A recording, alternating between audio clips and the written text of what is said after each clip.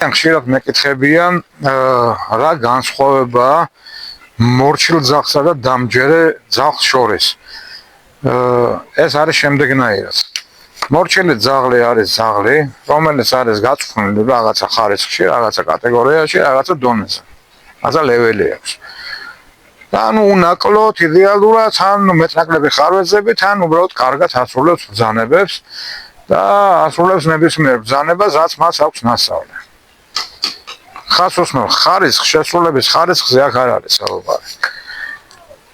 როდესაც აძლევს მწვრთნელიან პატრონი ძაღლს ბრძანებას, ის ძაღლი ასრულებს იმ დასწავლილ ბრძანებას, ანუ ის ძაღლი გამოხატავს პატრონის მიმართ მორჩილებას.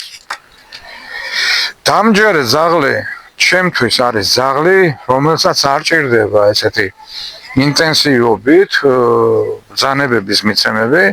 დამჯერე ძაღლი არის ძაღლი, რომელიც თავად უნდა იღებდეს დამოუკიდებლად გადაწყვეტილებას, ოღონდ სწორ გადაწყვეტილებას, თუნდაც ექსტრემალურ, თუნდაც ერთი შეხედვით კრიტიკულ ვითარებაშიც კი. ნებისმიერ არასტანდარტულ ატმოსფეროში დამჯერე ძაღლმა უნდა იცოდეს სწრაფი გააზრების და სწრაფი ორიენტაციის უნარი უნდა კონდეს და სწრაფად, ოღონდ სწორად უნდა შეეძლოს გადაწყვეტილების დამოუკიდებლად მიღება, თუნდაც მე იმ მომენტში იქ არ ვიდგე.